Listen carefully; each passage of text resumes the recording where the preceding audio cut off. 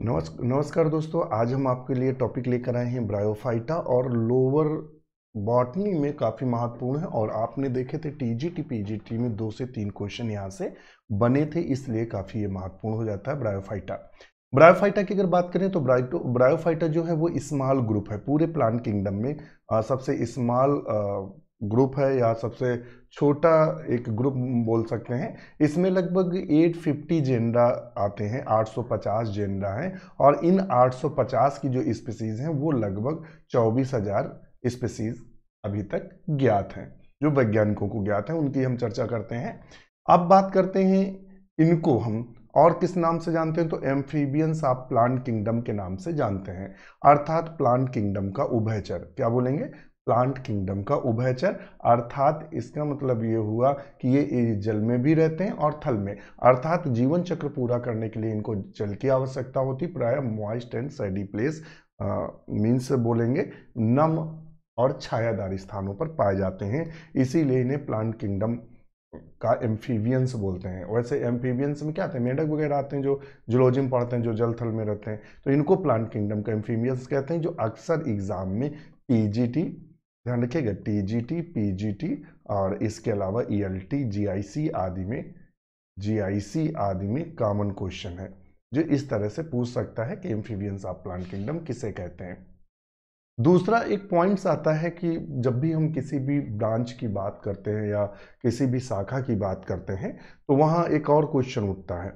उसका क्वेश्चन क्या उठता है कि इसके पिता कौन है, इस ब्रांच को किसने नींव रखी इस ब्रांच की, तो हेडविग है। कौन है, हेडविग। जैसे कि आप देख रहे हैं हेडविग, हेडविग जो है ये क्या है, फादर ऑफ ब्रायोलॉजी है।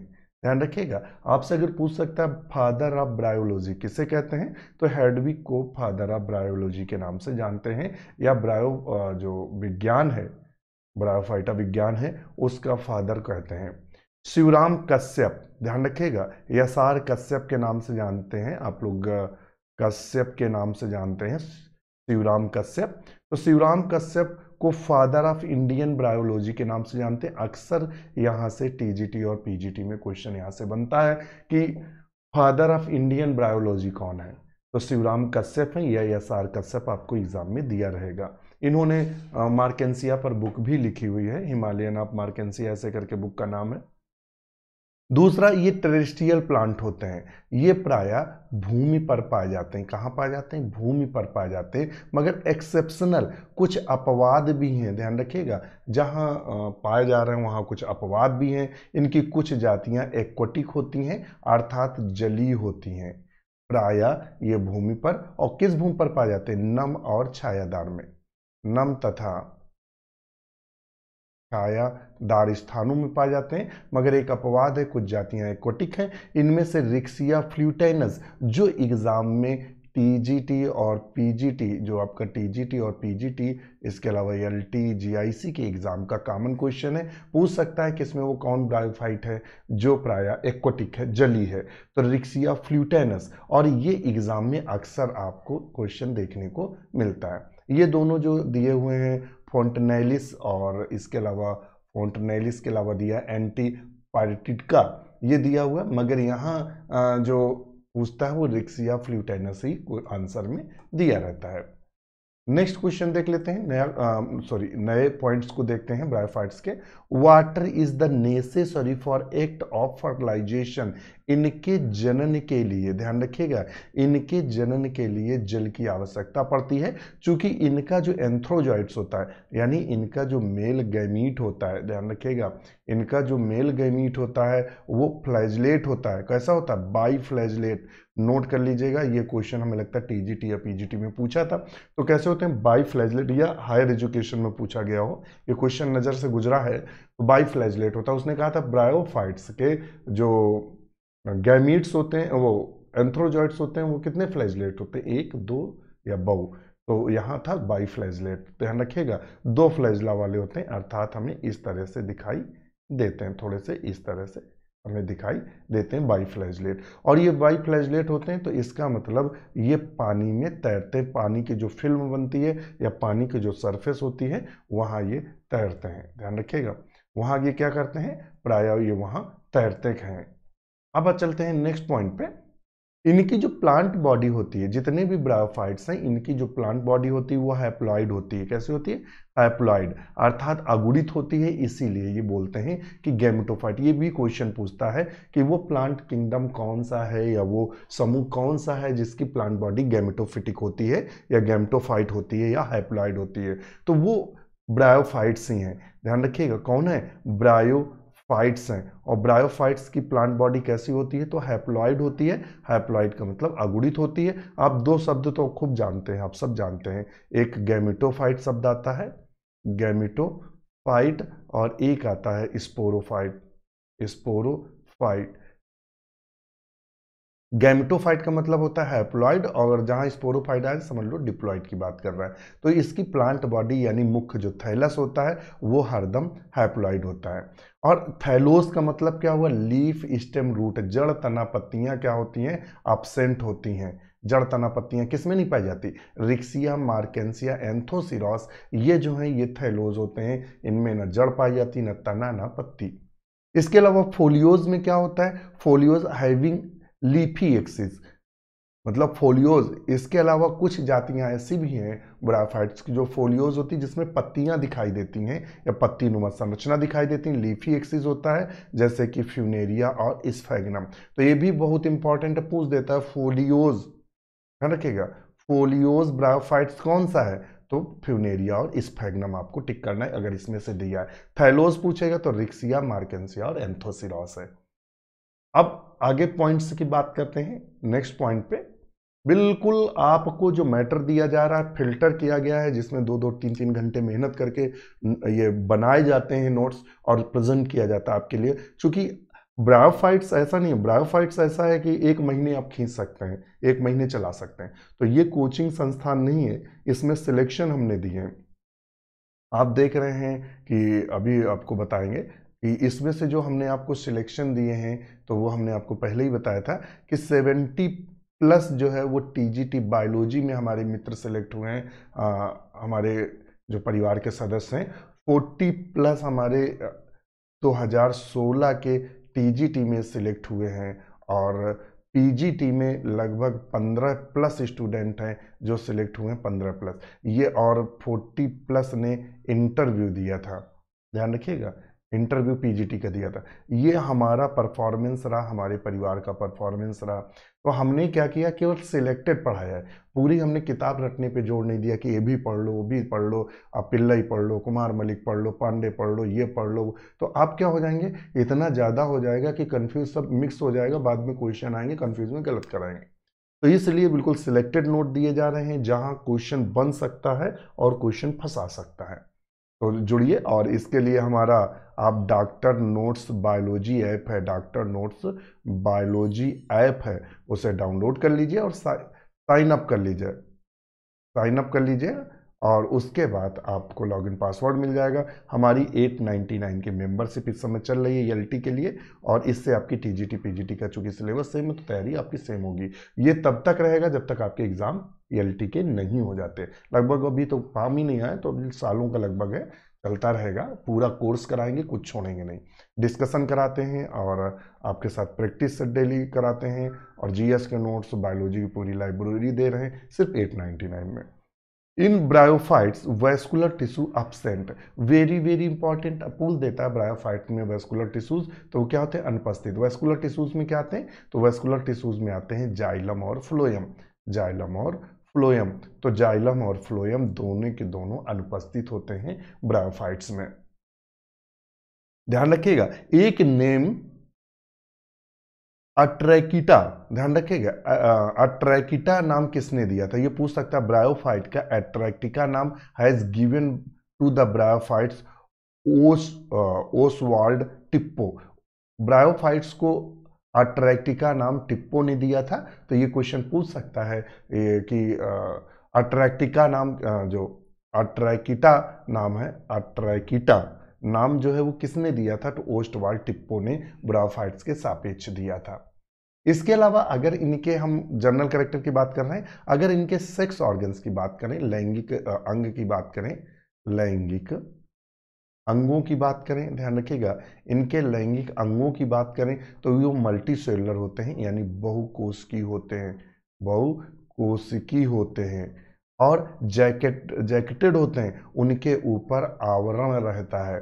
सेक्स ऑर्गन्स में बात करें तो एंथ्रीडियम जो देखने को मिलता है, ध्यान रखिएगा, एंथ्रीडियम मेल रिप्रोडक्टिव ऑर्गन्स नर जनन को, आर्चिगोनियम फीमेल जनन को बोलते हैं।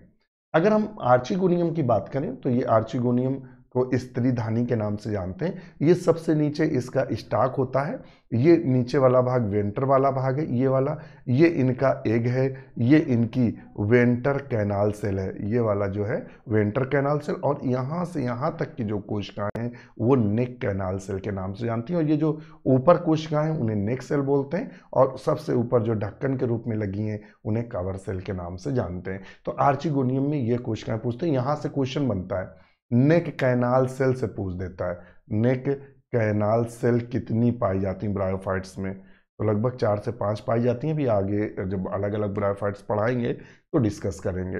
वेंटर कैनाल सेल भी पाई जाती है, एक भी पाया जाता है, तो ये चीजें यहाँ देखने को मिलती हैं। अभी इनका डिटेल सारा आपको पढ़ाएंगे, जब रिक्सिया पढ़ाएंगे, मार्केंसिया अलग अलग पढ़ाएंगे तो डिस्कस करेंगे। ये अब आती है एंथ्रीडियम की बात, मेल रिप्रोडक्टिव ऑर्गन्स की। एंथ्रीडियम, एंथ्रीडियम में ये नीचे स्टाक लगा रहता है, अर्थात डंठल, और इसके अंदर ये जो कोशिकाएं होती एंड्रोसाइट मदर सेल्स होती हैं, और ये ऊपर से जैकेट लेयर चढ़ी रहती है। इनके प्रत्येक एंड्रोसाइट मदर सेल से ये इस तरह से एंथ्रोजॉइड बनता है, और इनका जो एंथ्रोजॉइड है ये क्या है, मेल गैमीट है, मेल गैमीट है, ध्यान रखिएगा, मेल गैमीट है। और ये कैसा होता है, बाई फ्लैजिलेट होता है। ये क्वेश्चन बना था, बाई फ्लैजिलेट होता है, सॉरी, बाई फ्लैजिलेट होता है। अब आता है वॉल ऑफ वेंटर डिवाइड्स पेरिक्लाइन। ये वाला क्वेश्चन पीजीटी में अथवा टीजीटी 2021 में ये क्वेश्चन बन चुका है। उसने पूछा था कि जो कैलेप्ट्रा होता है वो किससे विकसित होता है, तो वहाँ एक ऑप्शन था वॉल ऑफ वेंटर डिवाइडेड पेरिक्लाइनली, इस तरह का में भी ऑप्शन था, तो यही सही था। तो वो देखिए हमने स्टार लगा के रखा है कि जो कैलेप्ट्रा होता है, और ये भी पूछ देता है कि इनमें से हैप्लॉइड संरचना क्या होती है। जब वो आपसे स्पोरोफाइट में चर्चा करता है, कैप्सूल फूड सीटा देता है, तो कैलेप्ट्रा होता है। चूंकि कैलेप्ट्रा जो होता है वो प्रायः आर्चिगोनियम से विकसित होता है। इससे विकसित होता है, आर्चिगोनियम, सॉरी, आर्चिगोनियम से विकसित होता है, इसलिए यह हरदम हैप्लॉइड होता है। बकाया जो कैप्सूल में संरचनाएं होती हैं या बकाया स्पोरोफाइट में जो संरचनाएं सब डिप्लॉइड होती हैं, केवल कैलेप्ट्रा हैप्लॉइड होता है। तो ये विकसित किससे होता है, तो वेंटर जो होता है, वेंटर भी हमने आपको बताया था, वो पेरिक्लाइनली डिवाइड होता है और एक प्रोटेक्टिव कवर बनाता है, एक ढकने वाला आवरण बनाता है, जिसे कैलेप्ट्रा बोलते हैं। वेरी वेरी इंपॉर्टेंट, 110% एग्जाम में बार बार क्वेश्चन आता है, और ये तो अभी पीजीटी और टीजीटी में क्वेश्चन बना ही है। अगर हम सेक्सुअल रिप्रोडक्शन की बात करें तो ऊगैमस टाइप का होता है। कैसा होता है, ऊगैमस प्रकार का होता है, इनमें जो लैंगिक जनन होता है, ध्यान रखिएगा, वेरी वेरी इंपॉर्टेंट है, पूछ देता है किस प्रकार का जनन, तो ऊगैमस। स्पोरोफाइट इज पार्शियली, ध्यान रखिएगा, जो स्पोरोफाइट होता है वो पार्शियली का मतलब होता है आंशिक रूप से, आंशिक रूप से फ्यूनेरिया और फुली रिक्सिया में डिपेंड होता है। जो स्पोरोफाइट गैमिटोफाइट पर जो डिपेंड होता है तो पार्शियली आंशिक रूप से फ्यूनेरिया में, और ये क्वेश्चन बन चुका है कि किसका स्पोरोफाइट आंशिक रूप से गैमेटोफाइट पर डिपेंड होता है, वहां ऑप्शन था फ्यूनेरिया, तो सही करना था। अगर पूछ ले फुली पूर्ण रूप से डिपेंड होता है तो वो प्राय रिक्सिया आदि में पूर्ण रूप से गैमेटोफाइट पर डिपेंड रहता है। इसी प्रकार एंथोसिरोस और मार्केंसिया में पूर्ण रूप से डिपेंड रहता है। ये भी बहुत इंपॉर्टेंट है। अभी आपसे जनरल कैरेक्टर डिस्कस कर रहे हैं, जहां जनरल कैरेक्टर से क्वेश्चन प्राय उठाता है। जो स्पोरोफाइट होता है डिफरेंशिएटेड इनटू फूड सीटा कैप्सूल, जो इनके स्पोरोफाइट होते हैं अर्थात जो बीजाणुविद होते हैं वो फूड सीटा और कैप्सूल 3 भागों में डिवाइड रहते हैं। मगर वेरी वेरी इंपॉर्टेंट, ये वाली लाइन कई बार एग्जाम में आपसे पूछी गई है कि रिक्सिया, तो रिक्सिया में केवल कैप्सूल होता है, ध्यान रखिएगा, रिक्सिया में कैप्सूल होता है, उसमें फूड और सीटा एब्सेंट होते हैं। रिक्सिया एक ऐसा पौधा है जिसमें केवल कैप्सूल होता है, उसमें फूड फूड सीटा अनुपस्थित होते हैं। बकाया जितने ब्रायोफाइट्स हैं उनमें फूड सीटा कैप्सूल स्पोरोफाइट में देखने को मिलते हैं। दिमाग में बिठा लीजिएगा, ये ध्यान रखिएगा, आप दिमाग में बिठा के रखेंगे चीजों को। अब आता है इन bryophytes there is progressive sterilization. Progressive होता है सरिलता से जटिलता की ओर बढ़ता है। Sporogenous tissues as we move from lower to higher from Riccia to Funaria. आप देखेंगे कि इनमें प्रोग्रेसिव स्पोरोजीनस टिश्यूज देखने को मिलते हैं। जैसे देखिए रिक्सिया सिंपल है, फिर रिक्सिया से आगे बढ़ते जाएंगे तो फ्यूनेरिया में अति जटिल स्थिति आ जाती है। तो इस तरह प्रोग्रेसिव स्टेज देखने को मिलती है। अब आता है डिस्ट्रीब्यूशन की बात करें कि ये पाए कहाँ कहाँ जाते हैं। ब्रायोफाइट्स के अगर हम डिस्ट्रीब्यूशन की बात करेंगे कि ब्रायोफाइट्स उपस्थित कहाँ होते हैं या इनका वितरण कहाँ होता है, तो ब्रायोफाइट्स आर द कॉस्मोपॉलिटन, लगभग संसार के सभी भागों में देखने को मिलते हैं। नॉट प्रेजेंट, लेकिन कहाँ नहीं पाए जाते, वेरी वेरी इंपॉर्टेंट, स्टार लगाएंगे, ये समुद्र में नहीं पाए जाते हैं और अंटार्कटिका में नहीं पाए जाते। ये दो जगह नहीं पाए जाते, संसार में लगभग सभी स्थान पे पाए जाते हैं, मगर समुद्र और अंटार्कटिका इन दोनों को छोड़कर संसार के लगभग सभी भागों में हमें ब्रायोफाइट्स देखने को मिलते हैं। क्या आया कि ब्रायोफाइट्स कहाँ पाए जाते हैं, तो प्रायः ये संसार के सभी भागों में पाए जाते हैं, लेकिन कहाँ नहीं पाए जाते, तो ये नहीं पाए जाते हैं आपके समुद्र में और अंटार्कटिका रीजन में हमें देखने को नहीं मिलते हैं।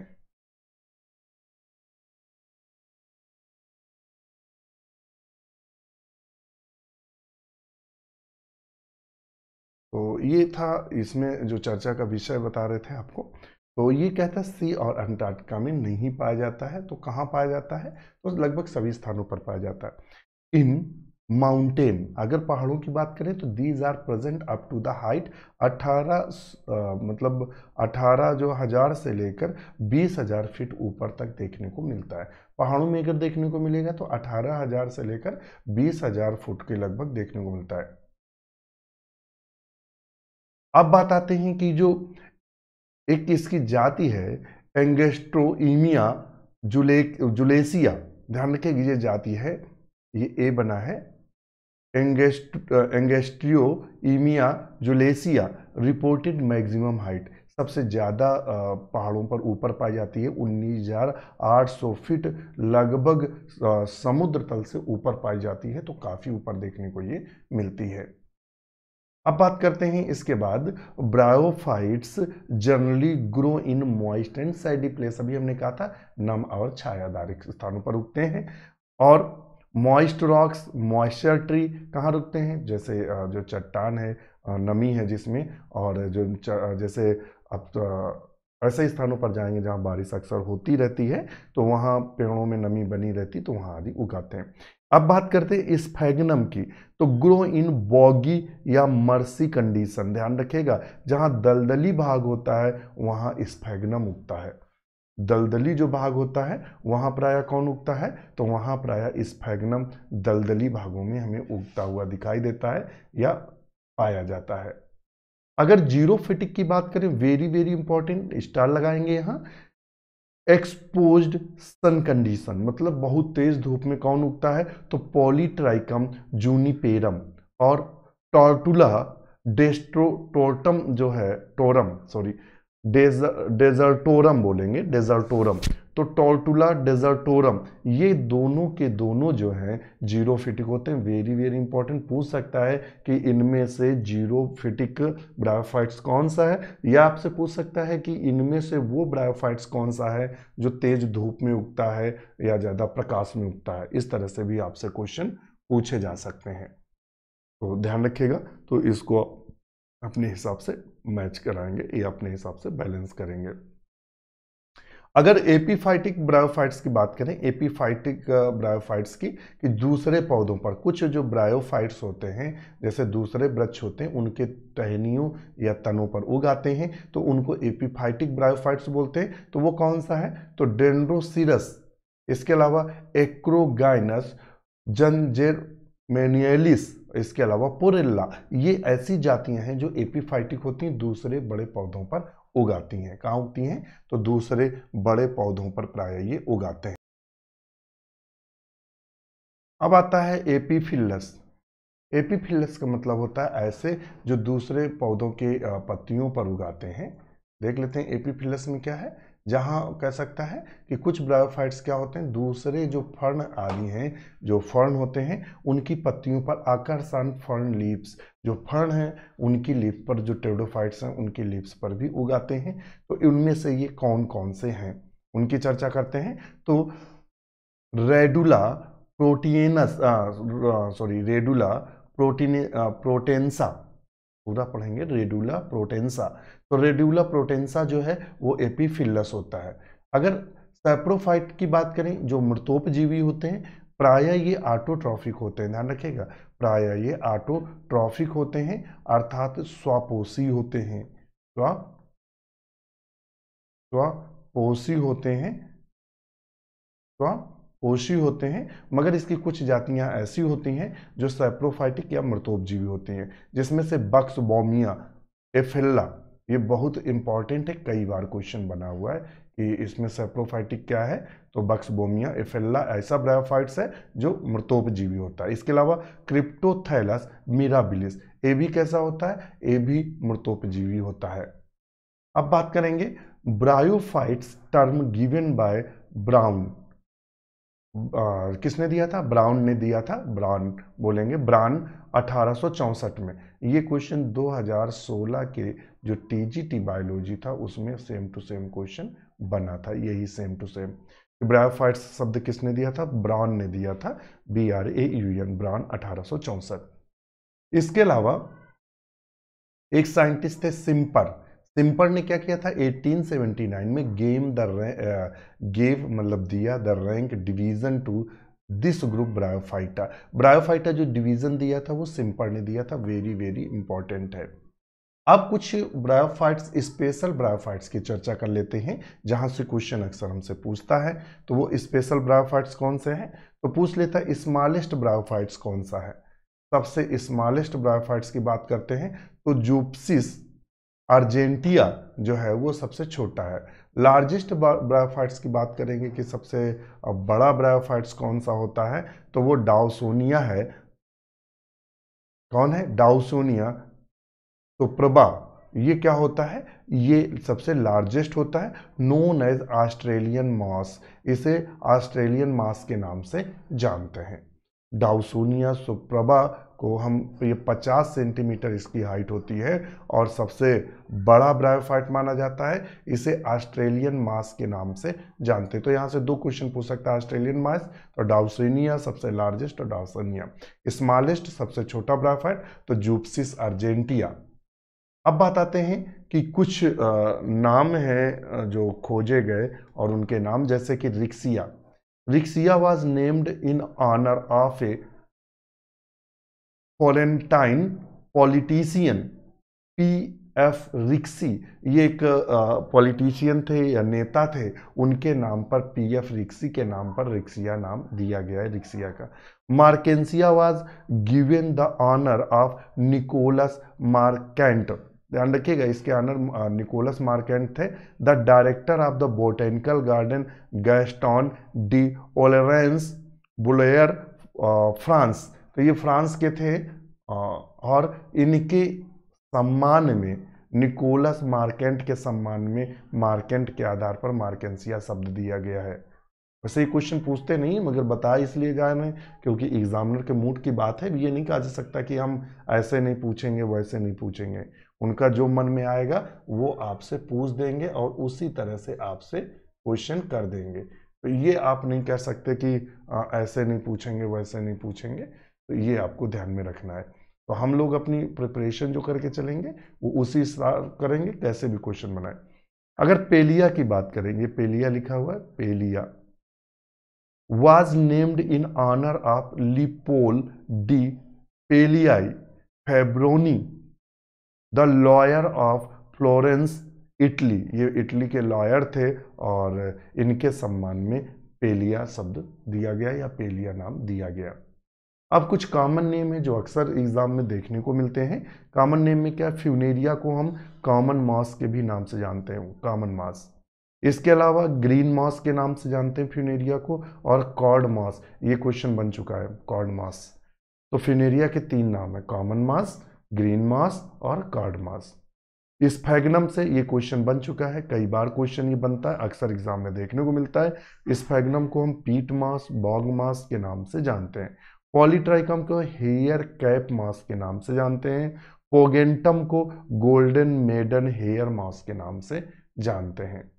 इसके अलावा एंड्रिया, जो एंड्रिया है उसको हम ग्रेनाइट मॉस के नाम से जानते हैं। इसके अलावा largest archegonium of the plant kingdom, अगर पूछ दे सबसे बड़ी आर्चिगोनियम पूरे प्लांट किंगडम में किसकी है या किस में देखने को मिलती है, तो सबसे लार्जेस्ट आर्चिगोनियम फ्यूनेरिया में देखने को मिलती है।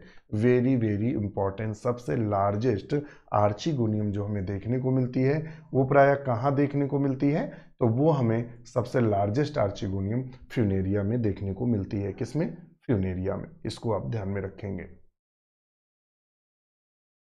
अब चलते हैं नेक्स्ट पॉइंट पे, अपने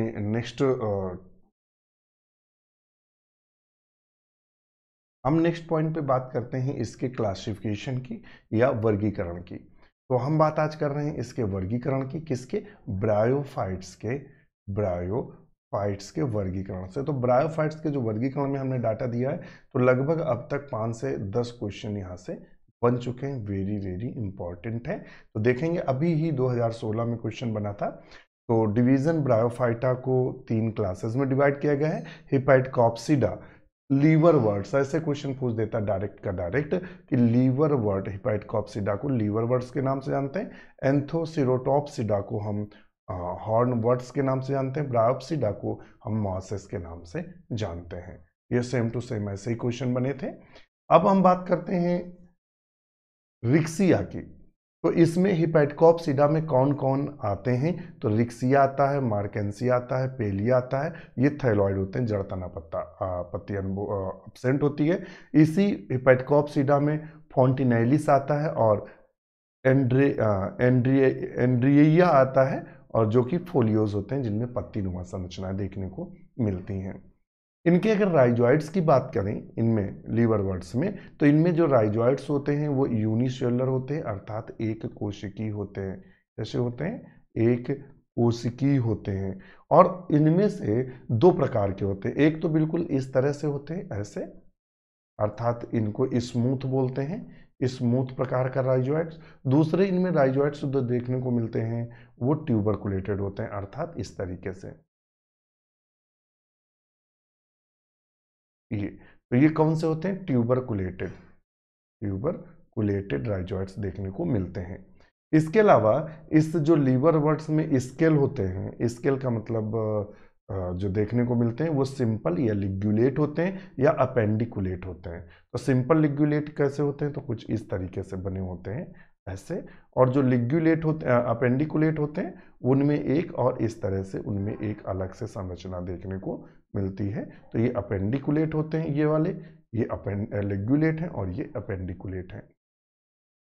दूसरा बहुत अच्छा क्वेश्चन है, कई बार बना, यहाँ इलेटर्स पाए जाते हैं, इलेटर्स प्रेजेंट, उपस्थित रहते हैं इलेटर नुमा संरचना, but absent in Riccia. Very very important question यहाँ से बनता है। इलेटर किस में नहीं पाया जाता, तो रिक्सिया में अब्सेंट होता है, जबकि अन्य लीवरवर्ट्स में देखने को मिलते हैं। इलेटर्स जो होते हैं हाइग्रोस्कोपिक नेचर के होते हैं, पानी को सोखते हैं अपने अंदर। स्पाइरल थिकनिंग देखने को मिलती है, तो ये भी क्वेश्चन बनते हैं कि स्पाइरल थिकनिंग किस में देखने को, तो इलेटर में। Which help the dispersal of spore, ये भी क्वेश्चन पूछते हैं कि इलेटर का मुख्य कार्य क्या होता है, तो यह स्पोर को डिस्पर्सल करता है या फैलने में मदद करता है। The wall of the capsule, capsule की जो वॉल होती है 1 आर फ्यू लेयर्ड, इनमें जो कैप्सूल होता है एक या कई परतों से घिरा रहता है। विदाउट स्टोमेटा, जो लीवरवर्ट होते हैं इनके जो कैप्सूल होते हैं उसमें स्टोमेटा या रंध्र का अभाव होता है। किसका अभाव होता है, रंध्र का।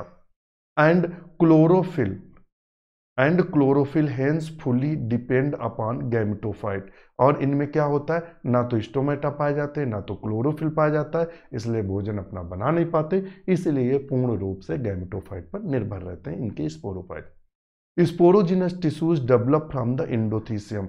100% इंपॉर्टेंट पूछ सकता है, स्पोरोजिनस टिश्यूज जो लीवर वर्ट में होता है, रिक्सिया मार्केंसिया में, उसकी उत्पत्ति कैसी होती है या डेवलपमेंट कैसा होता है, तो इंडोथीसियम से डेवलपमेंट होता है। आज के लिए इतना ही, और कल आपसे एंथोसिरॉस के बारे में चर्चा होंगे। ये पूरी की पूरी क्लास जा रही है आपकी ऐप पर भी जाएगी, और आज इसको यूट्यूब पर भी आज हम लॉन्च कर रहे हैं, तो दोनों पर जाएगी। और इसके अलावा आप हमारे 899 वाली मेंबरशिप ले सकते हैं, आपको पूरी क्लासें मिलेंगी। शिक्षा नमस्कार।